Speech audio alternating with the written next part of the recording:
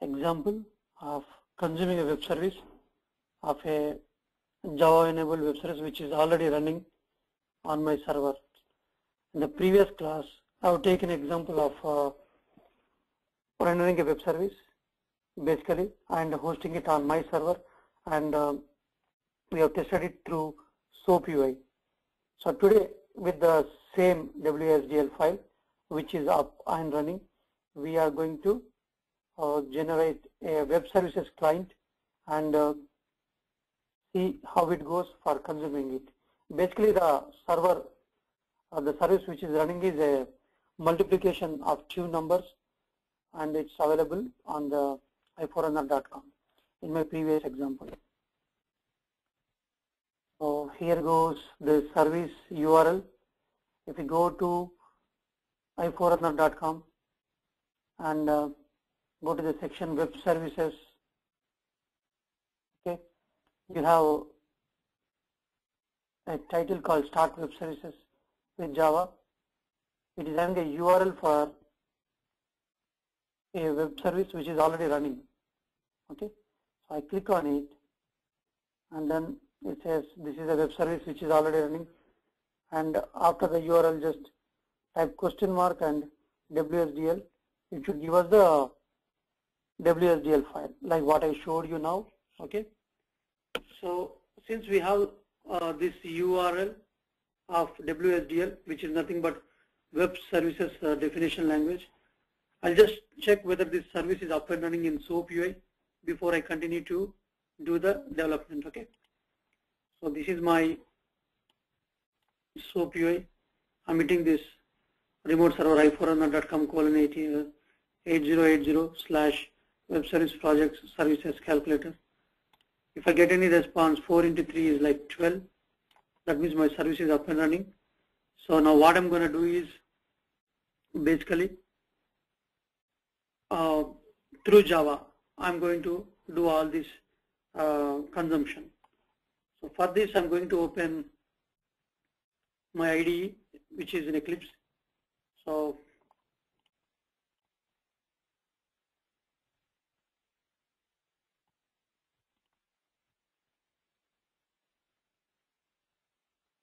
my Eclipse got opened. Okay, I have nothing here. I just close this welcome, and in the left side I see this project explorer. The right side will be the code what we are going to write. Okay, what I do is say right click on this left side pane window. Okay, and I go for other here. Okay, go for other here. And then what I do is I go for web services and select web services client, because we are writing a client stubs. Okay, then next it will ask us the URL of the WSDL file, which is called a service definition. We paste it here. Okay, then here left side we have number of options. Up to this is install client, up to this start a client, up to this test a client. Okay, and for this we need to have a server runtime. Let us see if we can directly do a server over here, which is there inside our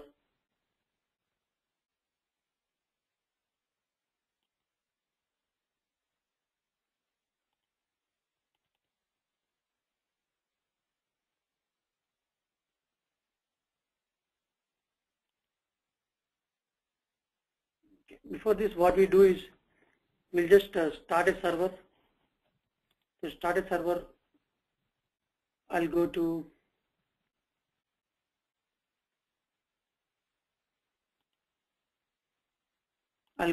Windows, show view, other. We need to select servers over here. Down servers. I say OK. Then after this, we say right click new server. We have WebLogic, right? So I don't remember the version, but it should be like 10. It's asking for the WebLogic home.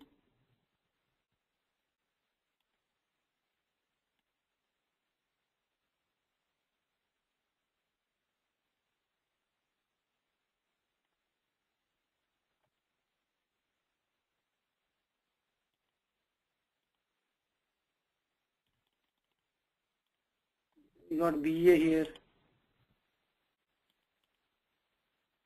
This should be the home, but it didn't take it.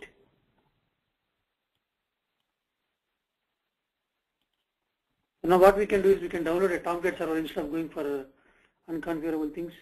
So now I'm going to download a Tomcat server which is very faster.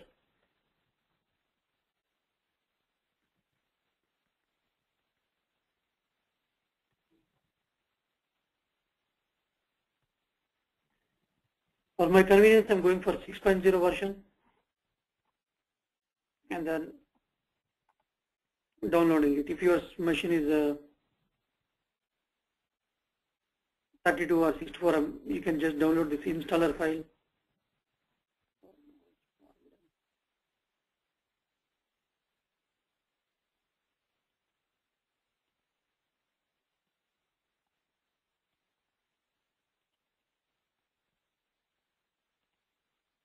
Now it's getting downloaded here.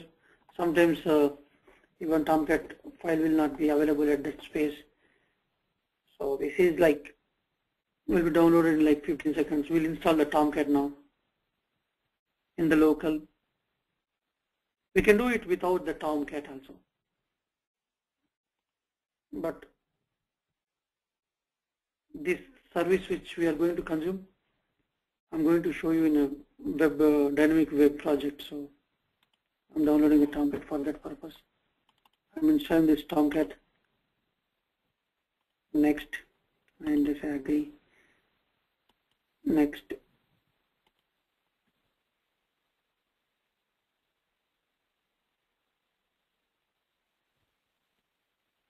Give any password in local for the username and password.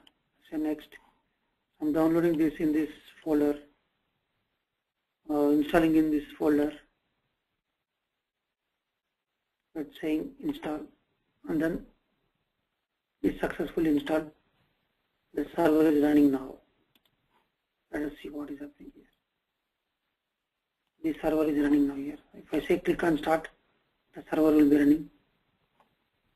Since I gave 8080 as a port, localhost 8080, you can see my Tomcat which is running. Okay. Now if you want to see the manager, you have to give the password and username which you have selected while you install the file. The username is admin and password is something which I kept here. Here you are seeing like what are the applications running over here. Until then you are fine now. Your Tomcat has been installed and it is up and running. That is good. Now for my convenience, what I'm going to do is we click a new, okay, server. I'm going for Tomcat selection. Okay. Where is my Tomcat? Go for Apache. Okay. Then the version we download is Tomcat 6.0. It is asking the path of this Tomcat directory. I think I'm going very slow, but if you rewind the video, if you have not followed anywhere, you should have it. Okay. And in the program files, I put Tomcat in Apache Software Foundation. You can select up to Tomcat 6.0 and say OK. I say finish, because I'm sure that the Tomcat is existing in that part. So now this project is configured with a servers project which is having a Tomcat 6.0, and any project which we are going to write can be enabled with this. Okay. So for my convenience, since I've installed a Tomcat and it's running on 8080 port, here the local Eclipse one, I'm going to change it by clicking double click here. If you do a double click here, you can do that. Okay. And then you are seeing some ports here. I'm going to change it because already the 8080 is running, so it will clash. So what I'm going to do is I'll use a random number 1010 kind of stuff. Okay.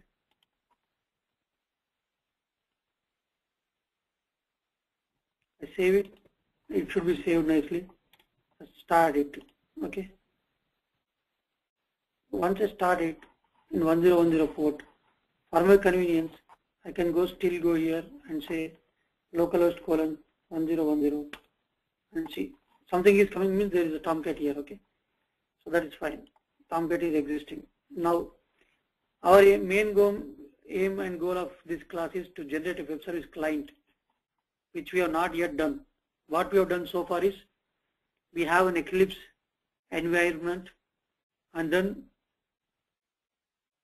we install a Tomcat server and configured it in our Eclipse. Now, using the WSDL provided by me for calculating two numbers, I'm going to generate a web services client, okay? Web services client. Let us see if this works. If it doesn't work, we need to tweak the code little bit inside the Java. That should be very easy, okay? So in the left side, do a right click and say new, okay? New, and say other. So in the other, we need to select web services. The thing which we are going to do now is web service client. I say next, and I have my Tomcat here right now, which is existing.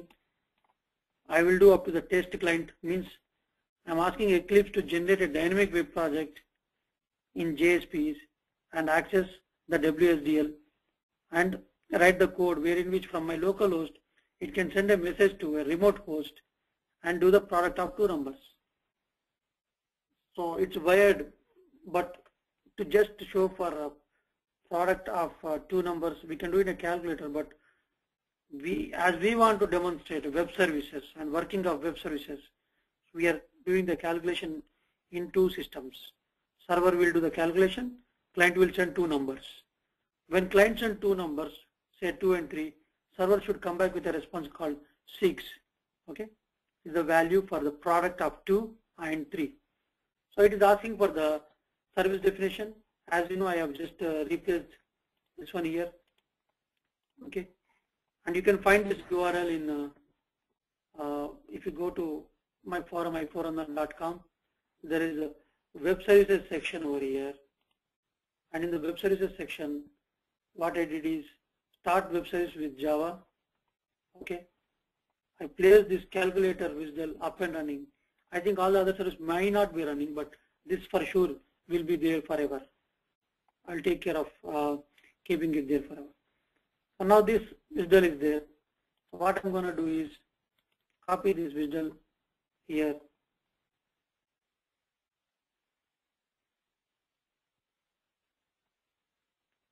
After some time this button got enabled, see next, right? I say next. You paste the WSDL in this and say next. Slowly it will say which project I need to create. It's creating a web project here, see, in the left side. And it's going to write the code now for us. So it's asking us which method I need to write.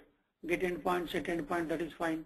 Because right now my service is running in my server. Tomorrow it can be hosted anywhere else. So that is the reason it is asking for the two methods called get endpoint and set endpoint. Okay. Get calculator is nothing but basically like it returns the calculator object, and do multiplication returns the value actually. So what are the methods which are there generated by default it is giving, but final one is this one, do multiplication int and int, which contains two parameters which are ints. I click on finish. We'll see what is going to happen now.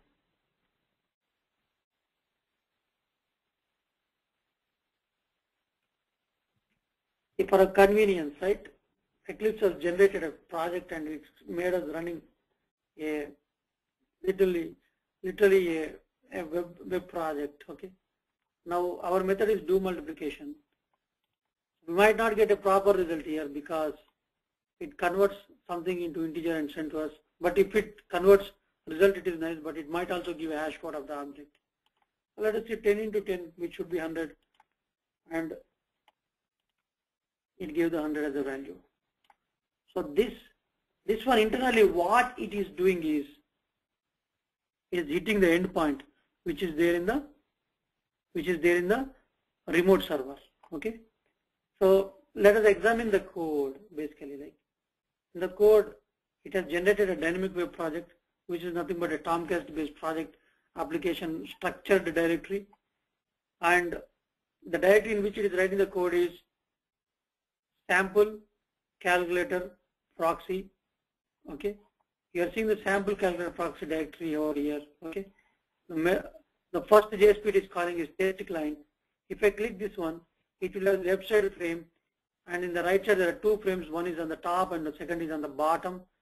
And the bottom is the result. Okay, and top one is the input.jsp. Okay, if I go and see the input.jsp, the file, okay, which should have these two text boxes, okay, basically, and it is going for an action called result.jsp. That means if I do a button click like submit over there, it will go into result.jsp with the two parameters which are nothing but the two text boxes which will be placed over here. They are, it should be in text name equals, let me tell you the one.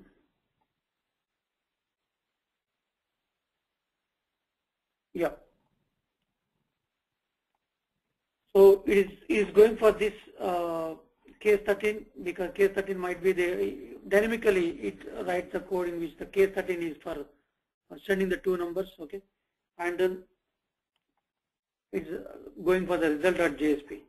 In result.jsp again, if you go and see for the case 13, right, it's getting the two numbers, okay, and then it is calling the do multiplication of this method. Okay, internally it is not doing anything, it is calling the proxy and it is hitting the server. Okay, so that will be there, so that's fine. So this is basically like